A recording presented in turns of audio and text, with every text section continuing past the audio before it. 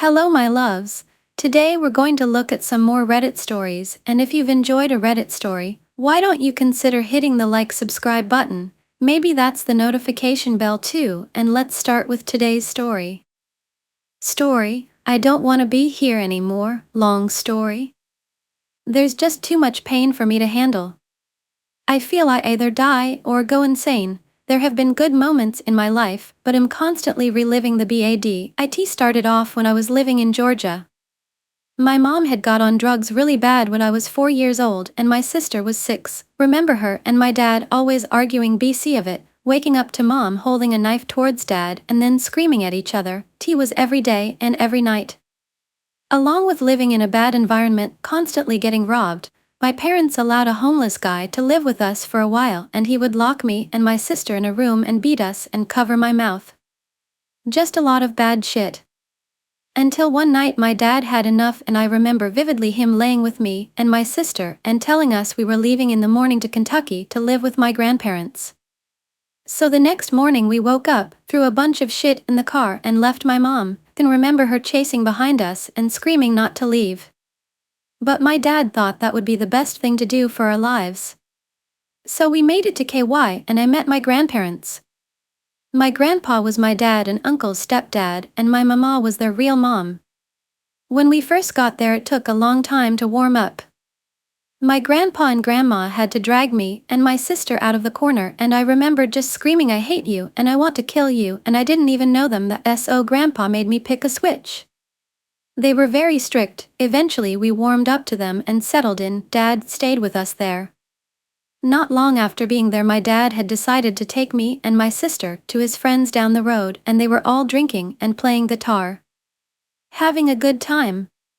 Till we all eventually headed outside on the porch and in the yard. Me and my sister stayed on the porch and was hitting a punching bag. And this is where the trauma in my life got worse.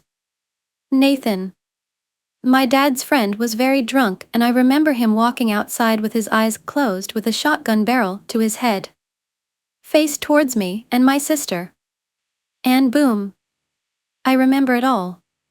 My dad tried to calm us down and say that he accidentally shot himself in the leg. But that wasn't true.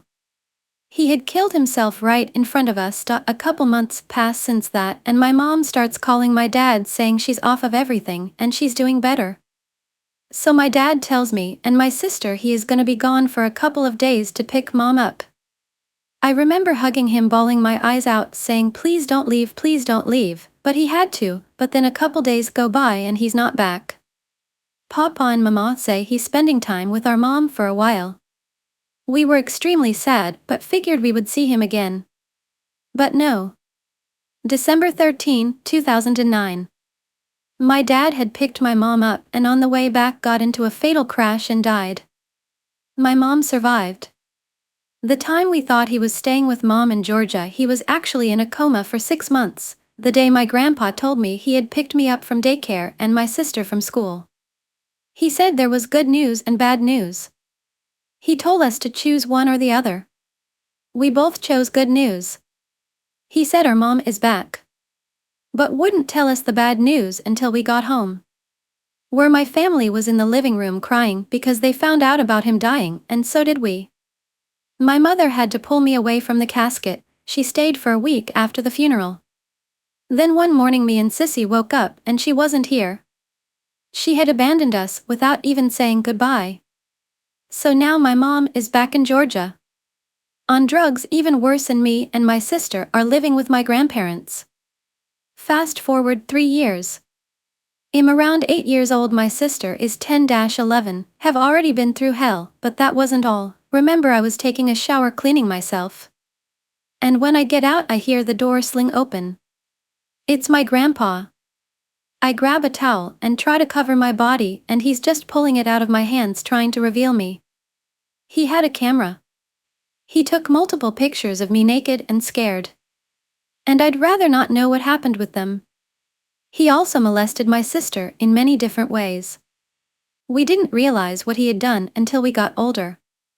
I was 13 and my sister brought up something he had done and it made me realize what he did to me. So we both decided to tell my uncle. My uncle told us not to confront him or anything and seemed like he believed us. The next day at school I told my cousin Audrey about it and she started bawling her eyes out and it had gotten around to the office. Eventually I'm called to the office and one of my aunts are there to pick me up. She looks angry. As soon as I get in the car she asked me very irritated, "What have you and Emma been making up about my dad?" We were in middle school and she instantly shut us down.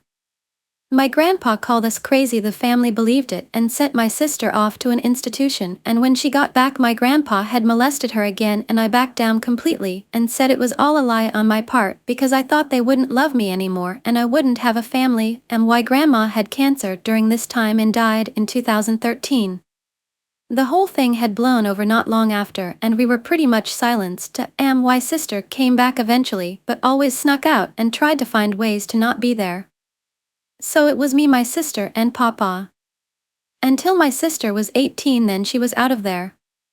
So it was just me and my grandpa, and my mind had completely tuned out everything, I guess for the best, to keep my sanity and not kill him. Stayed with him as his health got worse and he had gotten dementia and his liver was failing. He started forgetting everything and defecating in the floors, and I had to keep a baby monitor beside him in his room and one in mine. My aunts would sometimes come check on him and ask me how he was doing, and they had me take care of him and clean him up and everything. He eventually got to the point he was stuck in a hospital bed in the living room, right where my grandma passed. His days did not go on much longer and I got on pills in this part of my life, so it was all just a bad time. He died not long after. So I moved into my aunt and uncle's, but ran away and stayed at a friend's the majority of the time.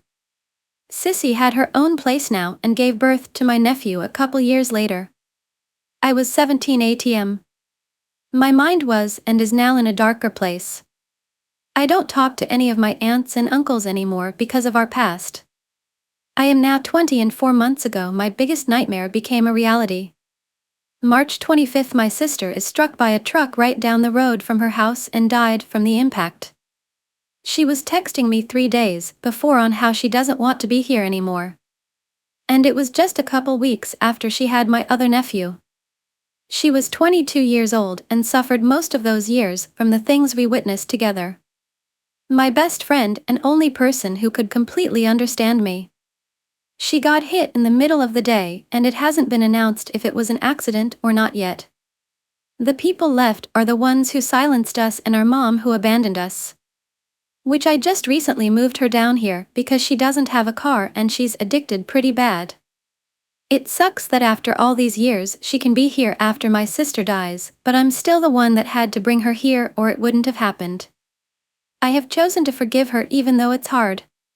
But everyone in my blood seems to get taken away tragically. My full-blood aunt was also hit by a car in Georgia, and I fear death is coming after me next. So while I'm here I want to be the bigger person before I go. I think of suicide a lot and it has gotten worse. But I am getting into psychiatric care here soon and I hope that might help. Either way I'm going insane and wish that me and my sister could have at least had a chance and wasn't mentally messed up from the start. I'm trying not to bring destruction all around me from being so broken. I know it's a lot to read but I wanted to be heard from somewhere. If anybody has any advice for me please let me know. Story, AITA I can't handle the stress caused by my intellectually disabled Mael. I have been with my partner for 5 years. We are both in our early 30s. My partner was raised in extreme poverty and has a mother who is both intellectually disabled and mentally ill.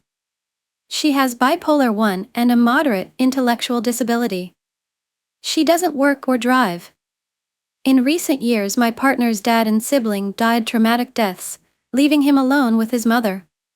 His mother started using hard drugs and engaging in unsafe behaviors after their deaths. She has put herself in dangerous situations and gotten into abusive relationships.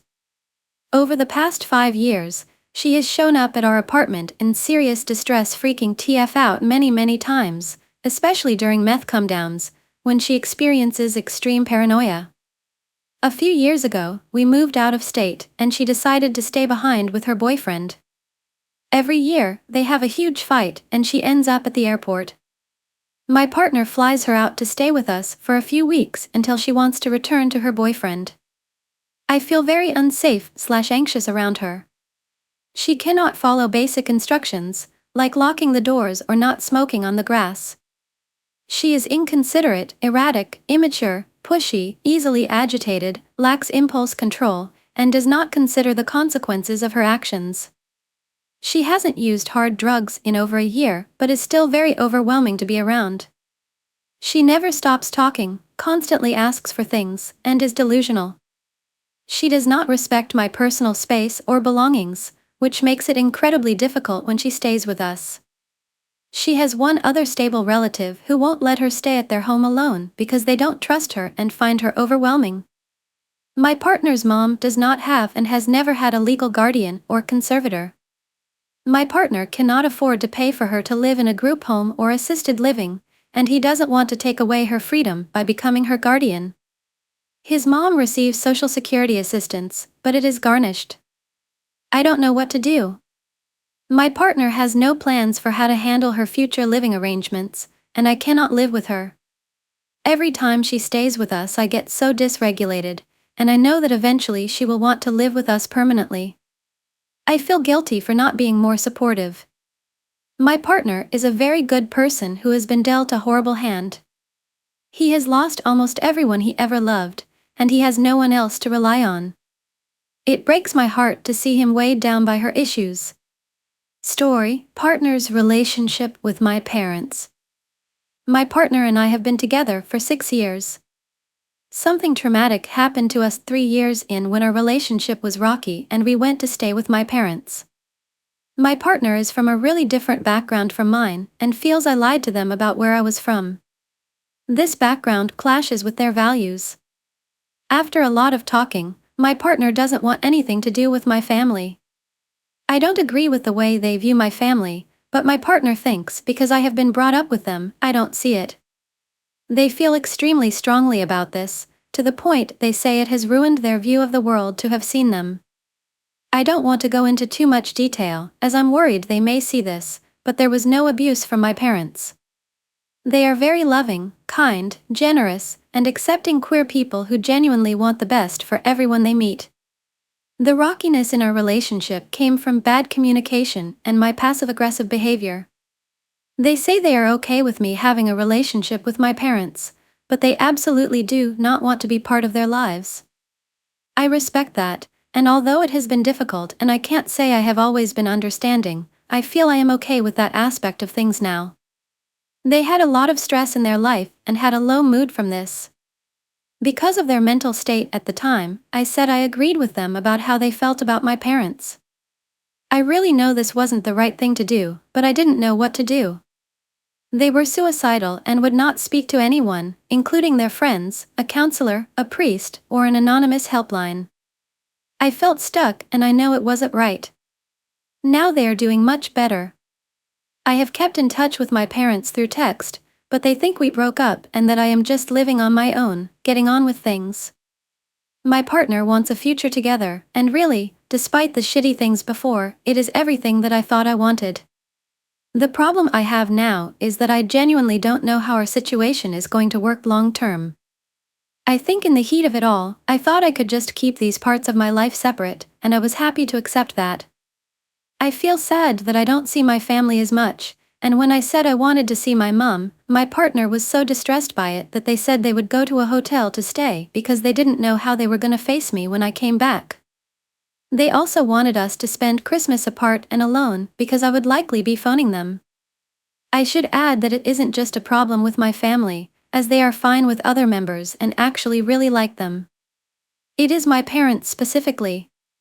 Things at the moment between us are far better, and they seem to be in a much better place mentally, and some of the previous stressful situations have improved. However, I feel like I am going to ruin things by bringing this topic up. Also, I have done the wrong thing because I have, in a way, enabled them to think that way about my family, who love me very much. I feel like a terrible daughter, and if anything, the whole situation has made me feel a stronger love for my parents, and I feel even more in disagreement with how my partner feels. I know this sounds crazy, and to be honest, it has been awful, but I genuinely didn't know what to do. I really felt like they were going to do something serious.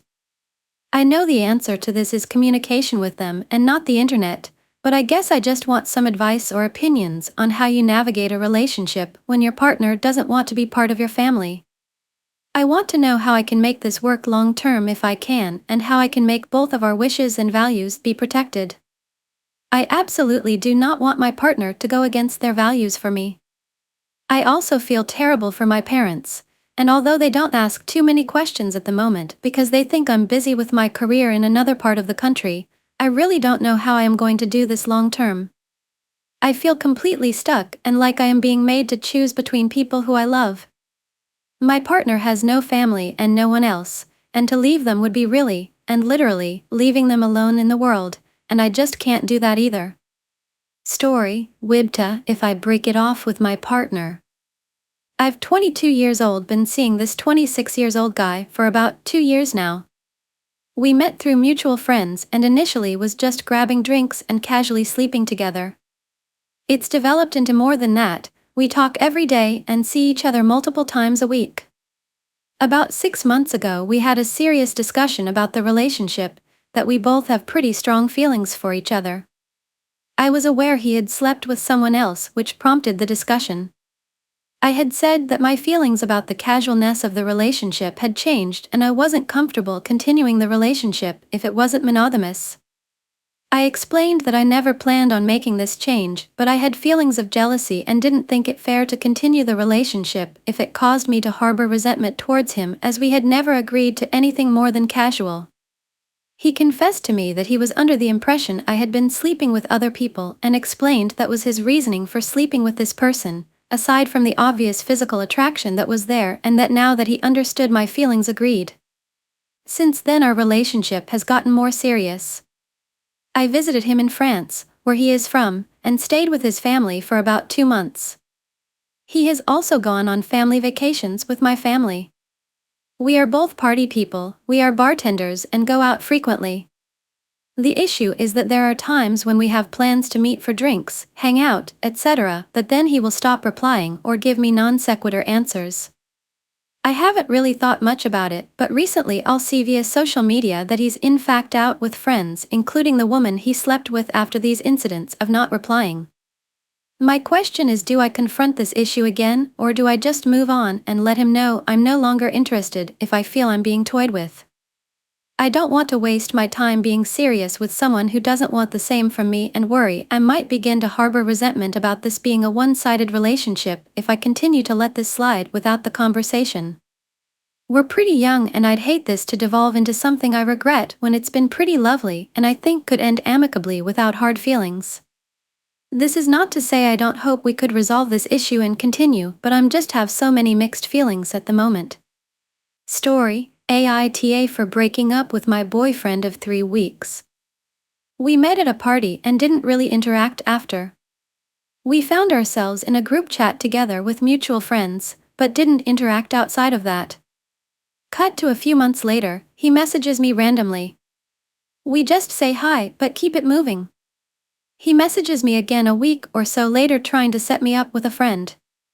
I know said friend and I actually liked said friend.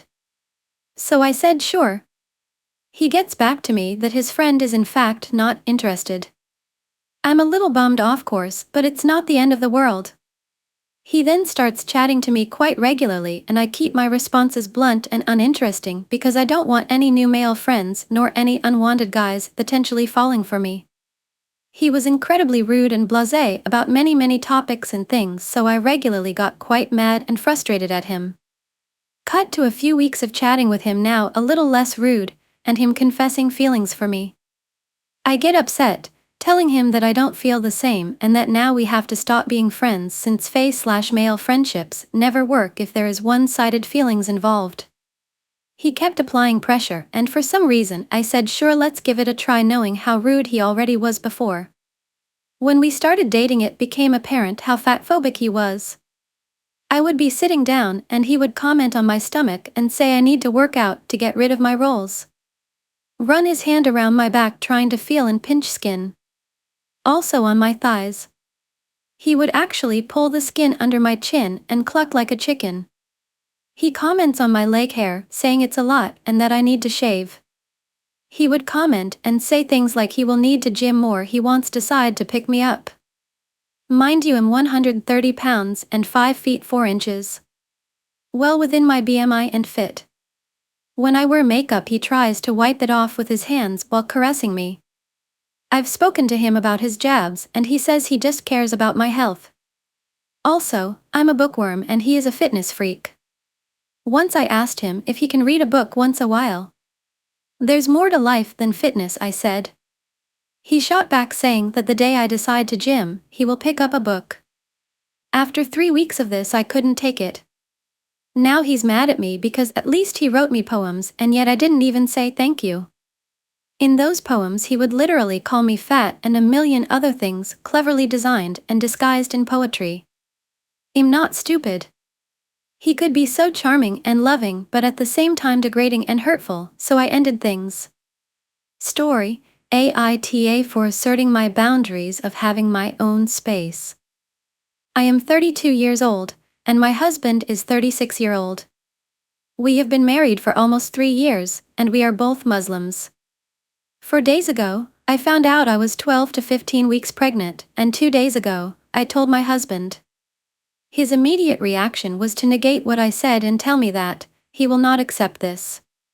He threw the clinic papers on the table and continued to say he was not going to accept this because he is not ready and he was not going to be a part of it at all. He then demanded I go get the abortion pill, and when I did not say anything because I was already crying, he demanded I go get an abortion. I ended up going out because I was really hungry. He ended up falling asleep, and after I came home, I went to bed. The next morning, I woke up for work, and as soon as I was walking out the door, he got up really fast to tell me he was going to pick me up from work to go to the clinic and take care of this as soon as possible. I told him I didn't want to talk about this right now, and I needed to leave for work. He complained and said, "How can you leave me hanging like this?" I told him I didn't want to talk about that now and left for work. Later that day, he asked me to meet him in a public place to talk. I told him I was working until later, and I was too tired, and I wanted to go home right away. He said, okay, and waited for me to get home to talk, and he wanted to talk fast because he had to go somewhere. When we started talking, he basically started off by saying this is not what he expected, that he never agreed to have children right now, and that he was not okay with this because he was not ready. He also continued by saying he had not ended his business inside for a long time now, and that I was deceiving him because he trusted me taking birth control. I told him that in the beginning of our marriage, we agreed to be careful about having kids, but we were also aware they could happen anytime regardless. I have been on birth control consistently for this whole time. I did switch methods at some point, and only recently, my husband started wearing condoms, but not consistently. I do know for a fact that he would sometimes end his business inside. It happened a couple of times, but it did, and most of the time we were together, we didn't wear anything, even if he ended up outside. He is blaming me for the whole situation, and when I confronted him about trying to take me to the clinic, he was dumbfounded and said he wanted to take me to get another test. For reference, I showed him a home test and the clinic test. When I confronted him about it, and asked if he thought I was lying after I gave him a clinic test, he said he was okay with the test I gave him and dropped the clinic issue.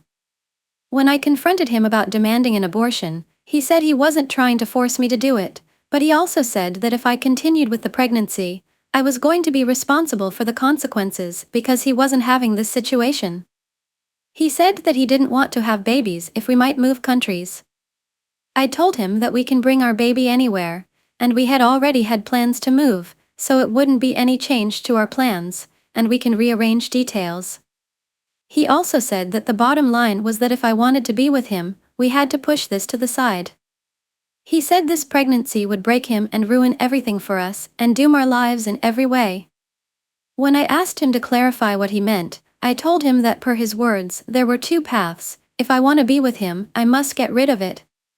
If I don't, he would neglect any responsibility and would not be a part of anything moving forward, meaning he would also abandon me.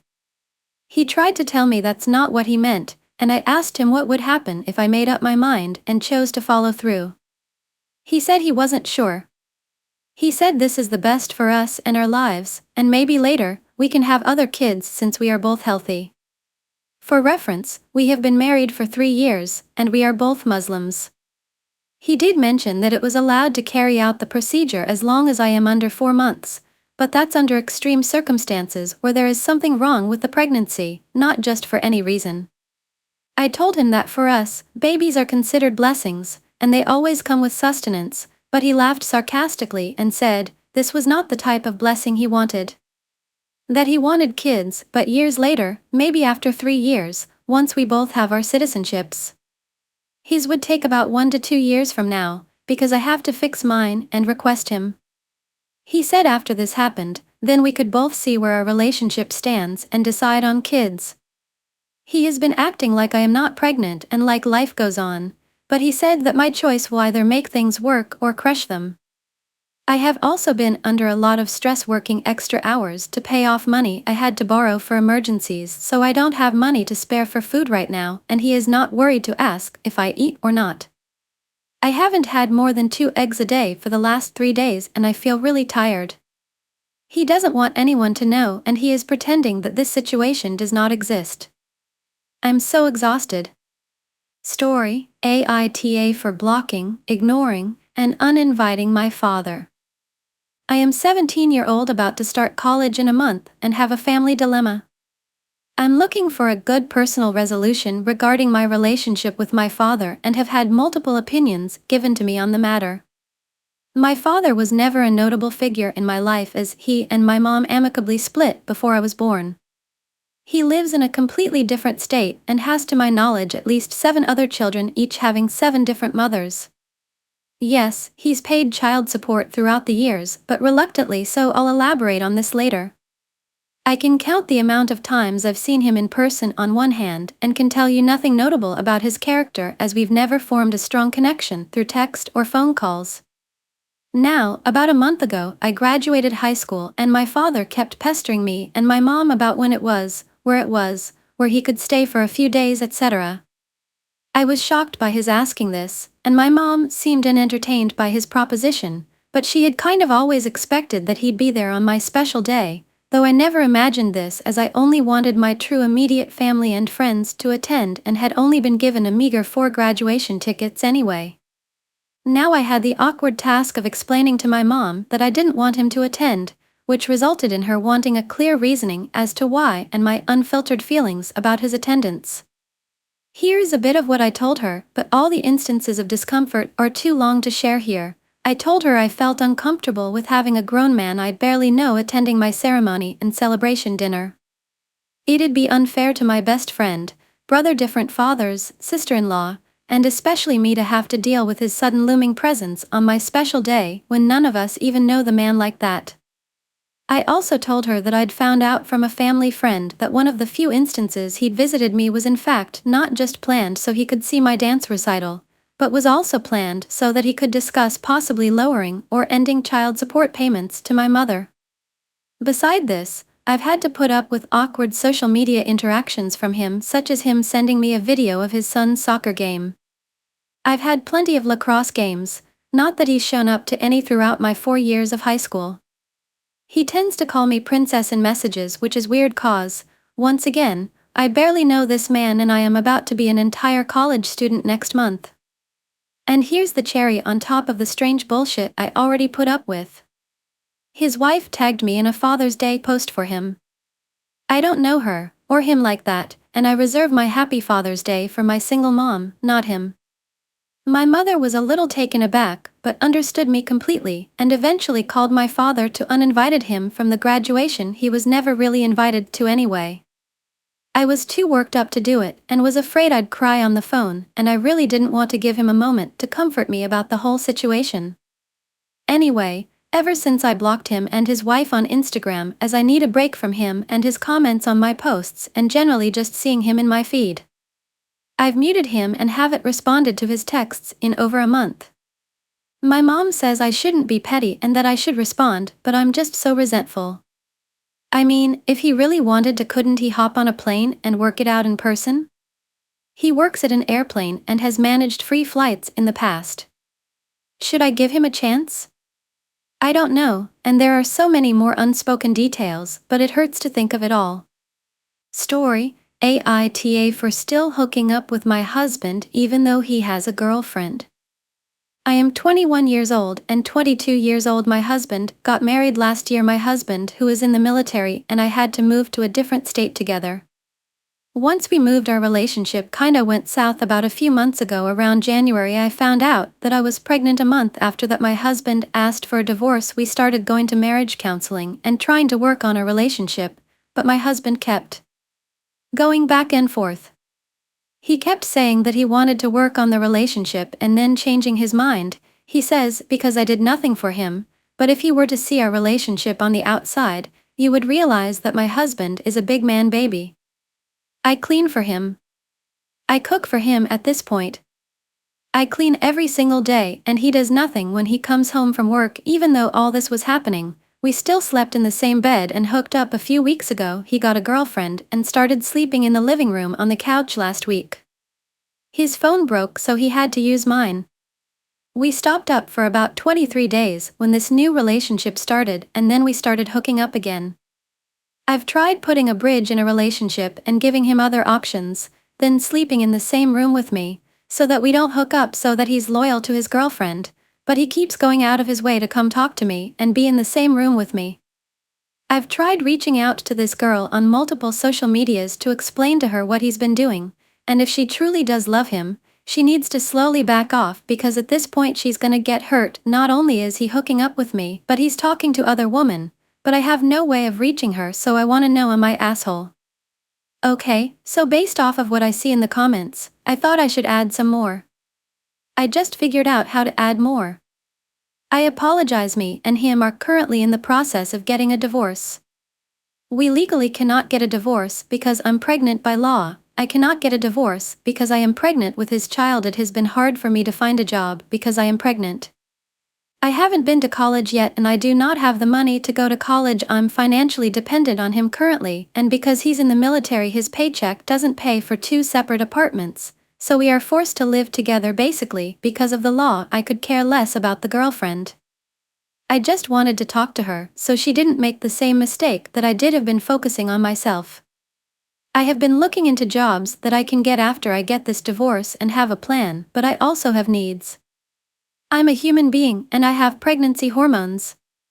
I'm getting divorced because he treats me like shit.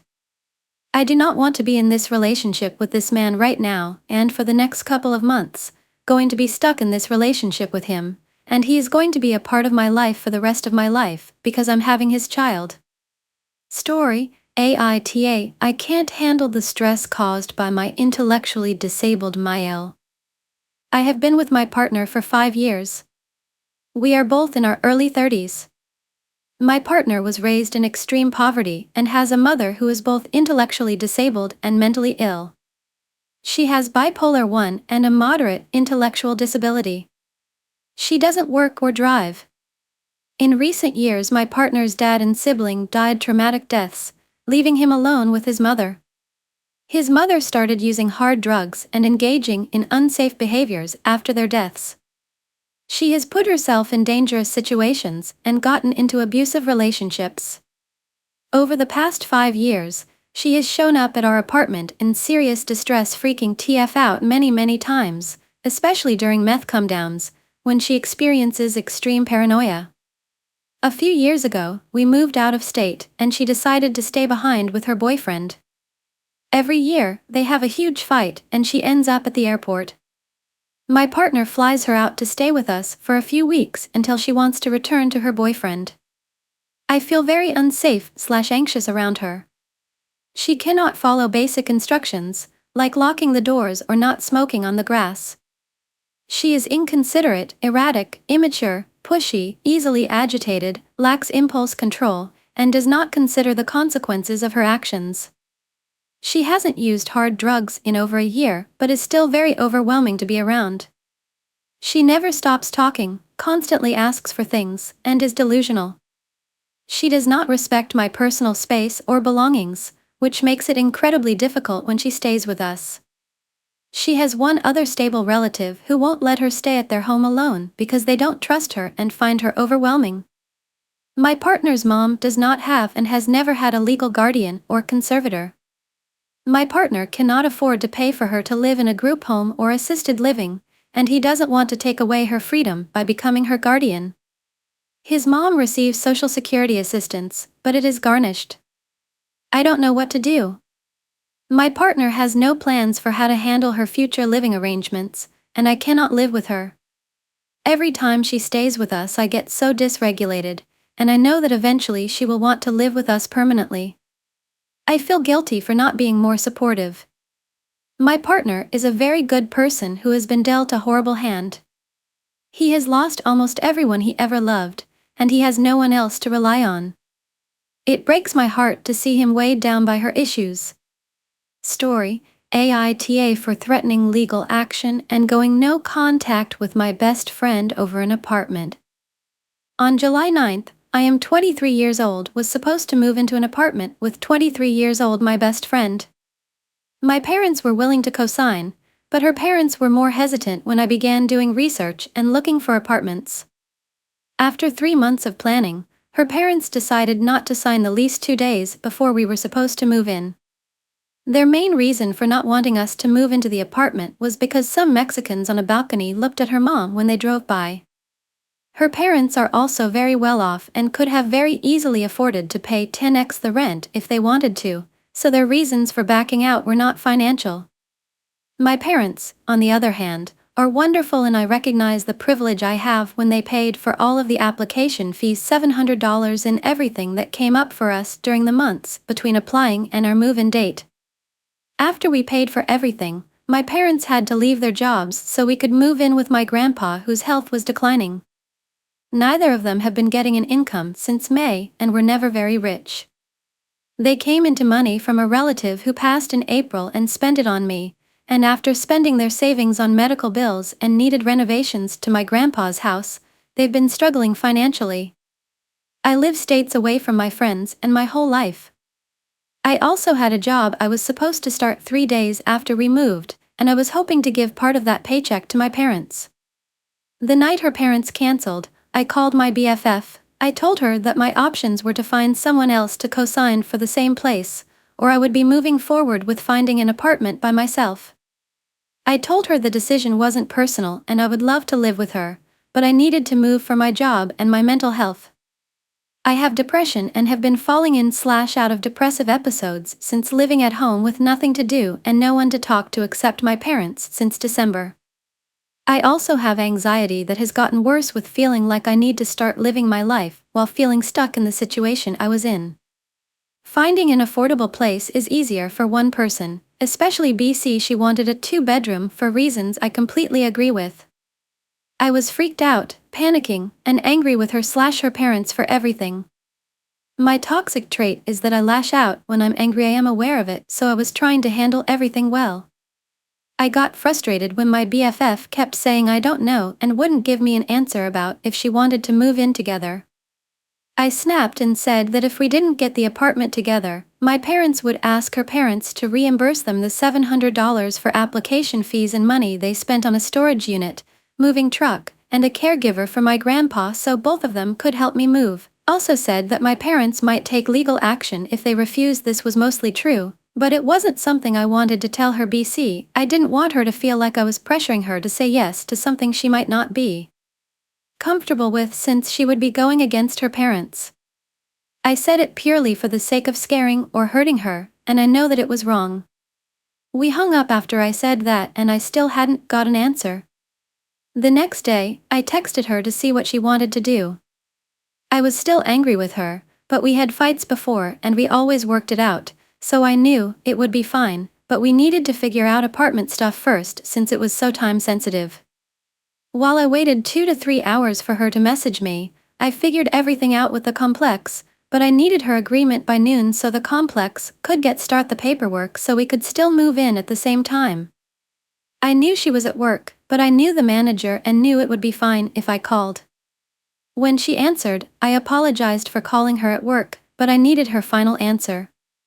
She, again, didn't give me a straight answer and just kept saying, I'm at work over and over again.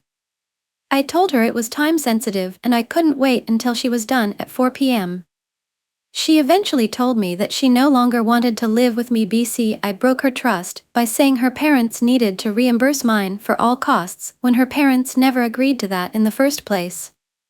So, it was unfair to expect them to pay for everything even though they were the ones backing out of an agreement that my parents funded for both of us out of good faith. In response, I told her that I didn't fully understand her reasoning and was confused by how asking for reimbursement was breaking her trust. She couldn't answer. So, I told her I was too angry to be able to have this conversation at that time. As I said before, I unreasonably lash out when I'm angry, and sometimes the best thing for me to do is take a step back. I would have been fine if she said no, she couldn't go against her parents, but when she said that, I just felt like she was being selfish and unfair. I asked her not to contact me and that I would reach out to her when I was ready, and I blocked her. I am extremely pissed off at her still and know that if I tried to have a conversation about any of this with her right now and she didn't apologize, I would lose my shit. I feel like all my plans, hopes I had for 6 months were thrown away literally a day before they were going to come true by a person I trusted more than anyone. Some people think I should get over it and hear her side, but I don't think I'm ready to. I love her and I grieve not talking to her, but I'm trying to figure out who I can stay with so I can work, reaching out to people searching for roommates, and I just found out my grandpa is dying and probably won't make it to the end of the week.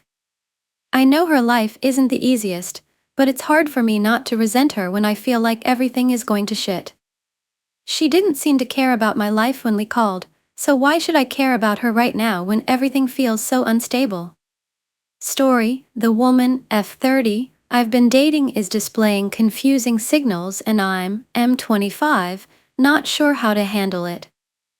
What should I do? So this situation has been going on for the better part of 2 weeks. 25 years myself and 30 years older had previously been dating for the past 5 months or so. To preface, both of us have incredibly enjoyed every moment we've been dating as far as I know. We clicked instantly, our first date was amazing, we've never so much as had a disagreement and everything has felt incredibly easy.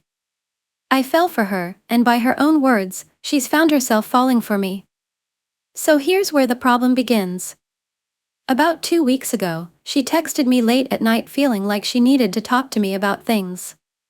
She prefaced this by telling me how amazing I am in depth and that she adores me, which is apparently why she hadn't brought this up before. Essentially, she said she felt as if she wasn't ready for a relationship when we met, but attempted to feel differently about a long-term relationship because what we had together was so unexpected. She felt as if she had an intense pull to run away and be on her own in life.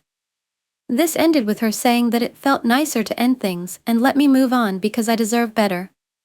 In response to this, I told her that if her main concern was that I deserved better, I'd rather stick things out and see how things went. I can't see how many people, if any, would be better to be in a relationship with. If she felt as if she couldn't commit, then she couldn't help that and there's no hard feelings. At this point, I was still coming to terms with how I felt for her, trying to figure out if I'd fallen completely or not. The next morning, we decided that we'd continue to date, see how things felt. Hardly a week later, she texts me again to say that she felt horrible, and that how she felt hadn't changed. I assume this was compounded by some stress in business in her personal life. By this point, I'd come to terms with the fact that I'd fallen for her, and I told her as much, adding that it didn't sit right with me that all of this had been done over text, even though we'd seen each other twice in the gap between these two events. Feeling vulnerable, I asked her not to throw what was an amazing connection away, to which she simply replied that she was confident in her decision, she needed some time for herself, and that it was what was right for her even if she ends up regretting it. At this point, I was going away to do some work which would leave me completely off my phone for 2 days, and spending some time away from home directly after that. So after I talked through stuff with her a little, I told her I'd give her some time and then send a message even just for closure, fully intending at this point to try and cut her off and move on. My mind changed over the next 4 or 5 days, and I ended up sending a very lengthy text essentially reassuring that I understand that some relationships feel like they add baggage or stress, and if she needed the space to sort through that, I get it, but that I didn't want to be pushed away, and that, as I maintain now, my feelings won't soon change, but I'd be happy to stay a platonic friend.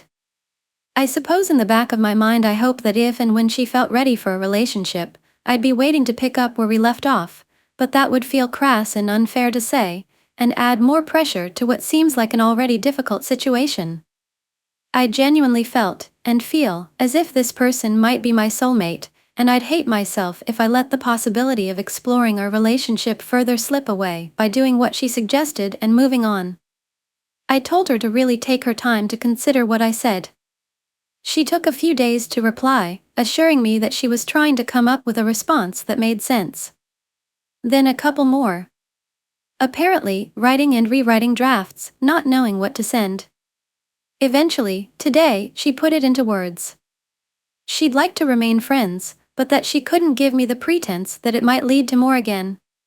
She said she doesn't want our relationship to leave me thinking that I couldn't have that connection with someone else, and that thought of me being happy with someone else who's right for me makes her happy, and that she doesn't want to hold me back from it. For various reasons, both of us are very picky about our type, and she and I are both fully aware that I would find it ridiculously difficult to find someone with a similar connection. I did say that I might step back into the dating pool, but that in all likelihood, we would both be single while we are friends. This, minutes later, is when she began making offhand jokes about us dating again, joking that I might complain so much about dating that the only solution to stop it would be to date me again, which I dismissed as a deflection of the serious topic. Then, not 30 minutes of idle friendly chat later, she mentioned that time changes things, and when I added to that, saying that without trying to sound deluded, neither of us know how we'll feel in however long, at worst I'll have a good friend who knows me intimately, she first sent that is pretty deluded, then I could be an awful friend. Now, I'm a bit of a chronic overthinker, but that really hit me as an attempt at a joke to confirm that she might want to reconcile in the future.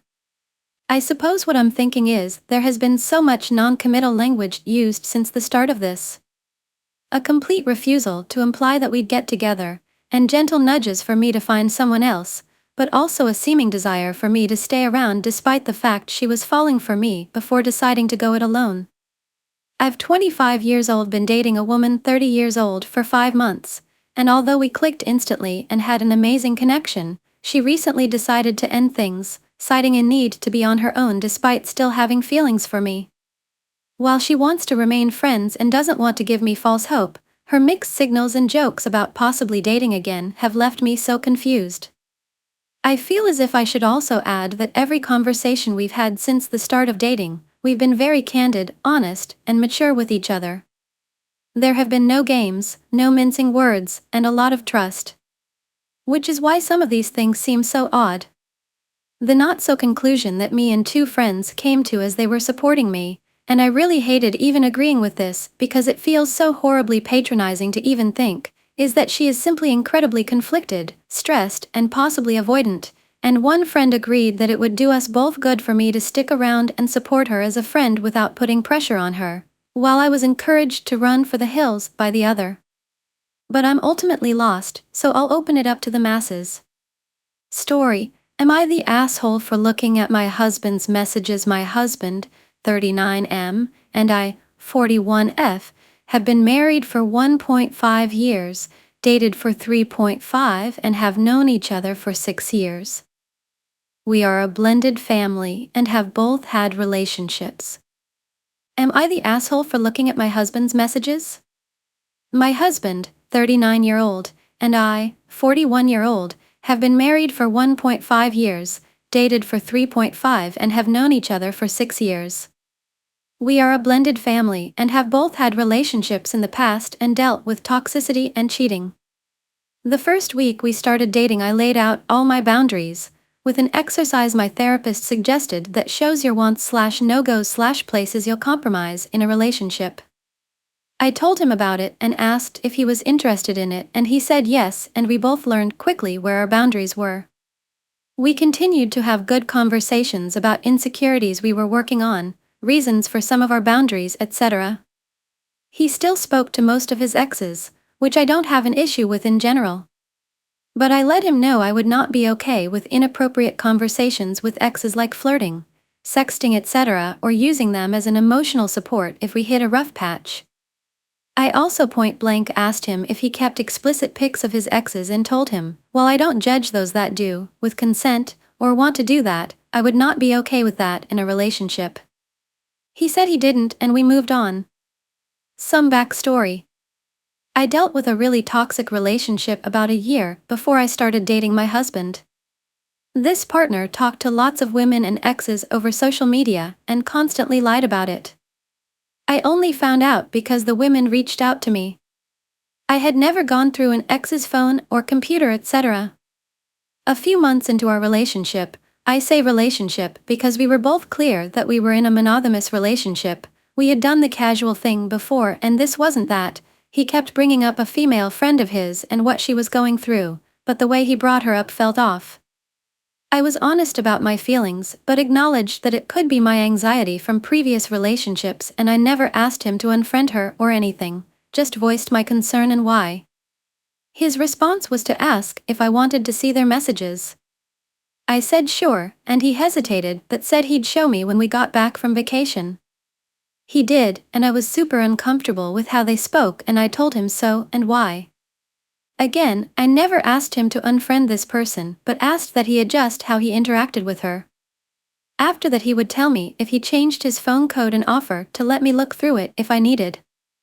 I never really took him up on it until a similar thing happened with an ex.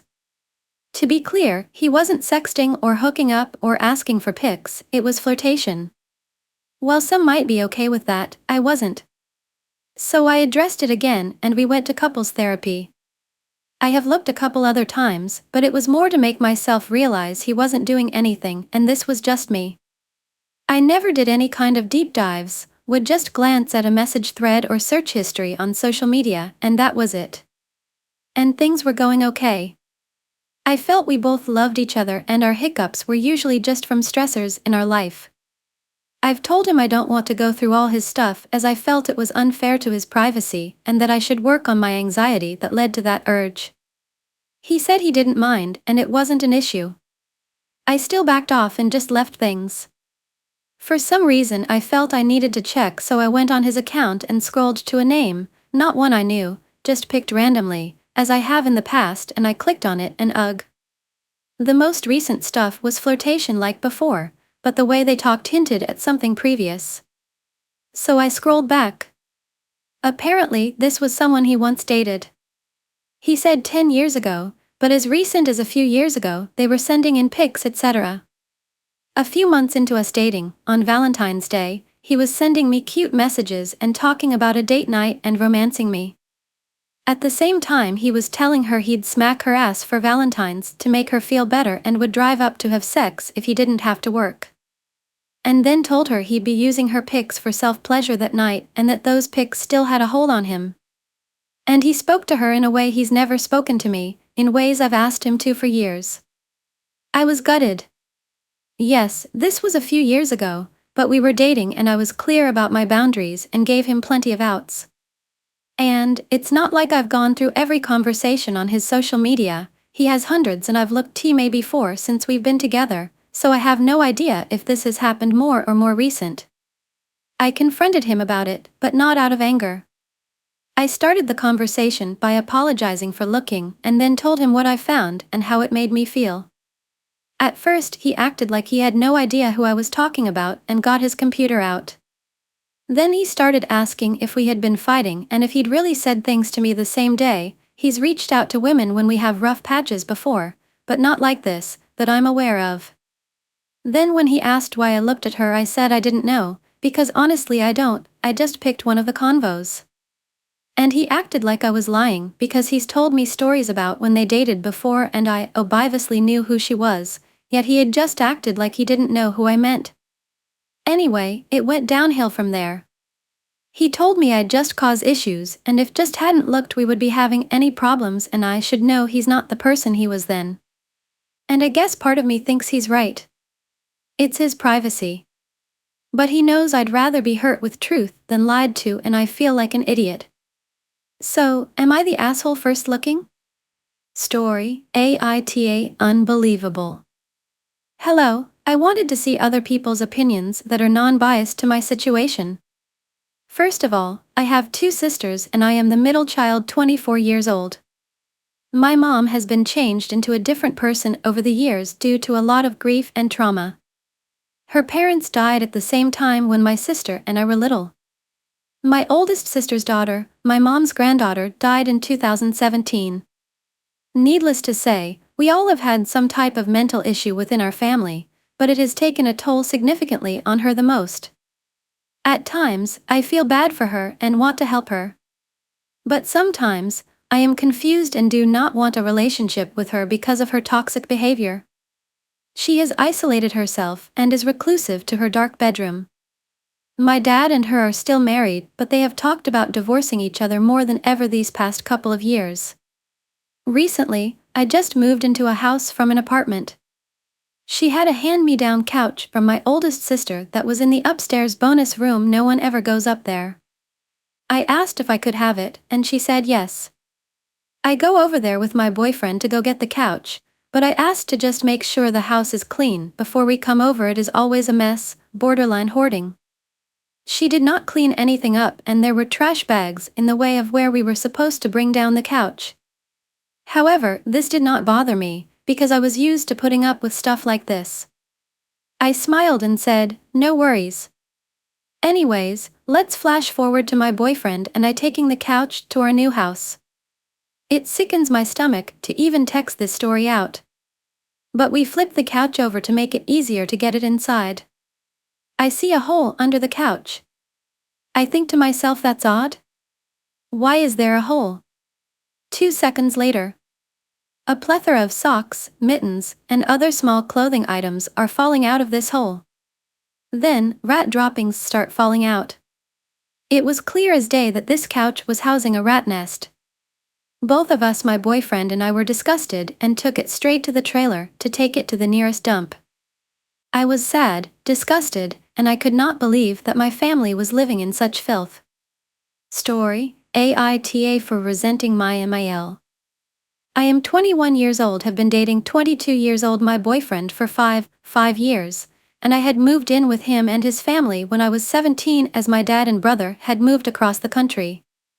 When we first met, I was skinny and beautiful and had a list of guys chasing after me, and he was the sweet good guy who I knew would never cheat on me. Over the years, I gained some weight due to hormonal birth control and other medications, but my boyfriend told me he preferred me this way, and that I looked so much healthier now. We are high school sweethearts, and have always planned on getting married. About 3 years ago, I found him messaging random girls on Discord with random pickup lines. I was a wreck, but he explained that him and his friends were doing it as a funny prank. I forgave him and we moved on. Early 2022, my dad was put in the hospital, where he spent over 6 months due to a blood clot in his intestines. The doctors had to remove a majority of his intestines, leaving him to have an ostomy bag. For the first couple of months, my dad was in very critical condition. I received many calls from my aunts who lived closest to my dad telling me the doctors said he had less than 24 hours. My dad, the fighter that he is, persevered, and I was able to take time off of work to fly out to visit him. Many of my relatives told me that that would be the last time I would be able to see him. After I returned home, I found out that my boyfriend had an OnlyFans account.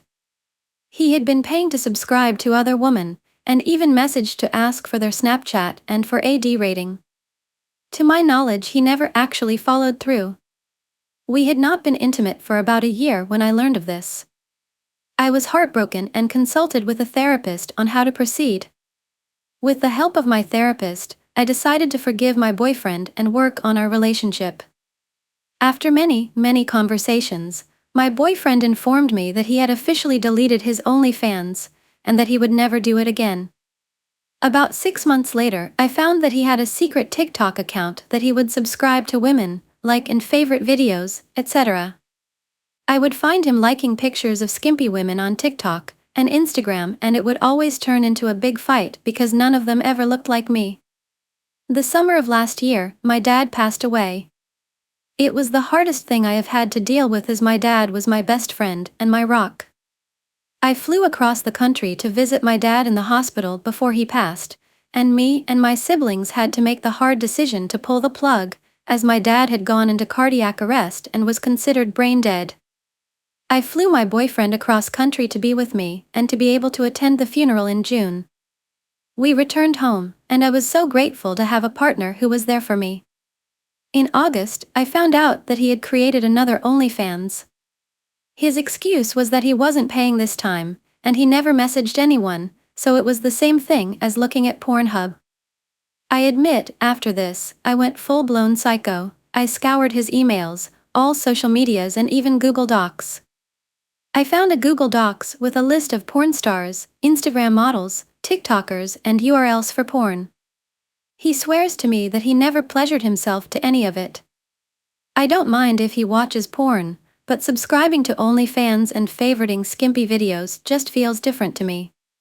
It's been a year now, and I cannot stand to be with him any longer. I've moved out and am trying to focus on myself. He won't let me leave.